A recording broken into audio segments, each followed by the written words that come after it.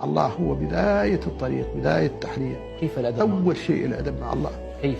الأدب مع الله ألا يراك حيث نهاك، وألا يفقدك حيث أمرك، وأن تتواضع لعظمته وجلاله، وأن تبادر إلى مرضاته.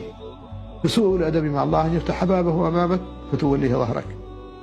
كثير ممن تراهم الآن فتح الله أبوابه أمامهم فولوها ظهوره، يسيرون لا يدور أمر الآخرة في خلد أحد منهم، لا يستشعر أحد منهم أنه سيوقف بين يدي الله: إنكم ملاقوا الله حفاة عراة غرلا مشاة كما بدأنا أول خلق نعيده وعدا علينا إنا كنا فاعلين.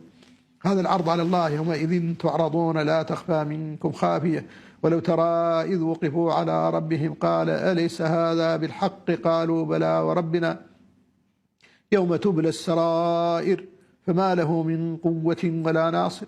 لا يدور أمر ذلك في خلد أحد منهم، هم معرضون عنه بالكلية، بينما أهل الإيمان في غاية الاشتغال بهذا الموعد الذي يتوقعونه كل وقت، موعد اللقاء بالله.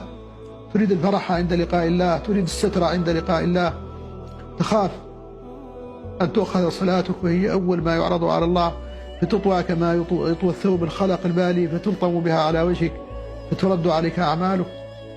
تريد أن يتقبل الله منك، إنما يتقبل الله من المتقين، فتتأدب مع الله سبحانه وتعالى. هذا الأدب: أن تعبد الله كأنك تراه فإن لم تكن تراه فإنه يراك.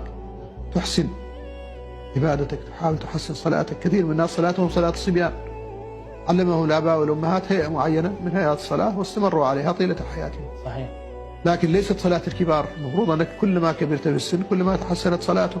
تعلمت صلاة النبي صلى الله عليه وسلم، وجدت لصلاتك إشعاعا ونورا، وجدت أنها تنهاك عن المنكر، إن الصلاة تنهى عن الفحشاء والمنكر. وجدت للصوم أثرا ليس مثل صوم العوام الذي لا يلزمهم عن شيء ولا يمنعهم من الوقوع في شيء إلا الطعام والشراب والشهوة. لا بد أن تحسن هذه العبادات، وأن تكون كل مرة تحسنها زيادة، كل مرة تزيد في إحسانها.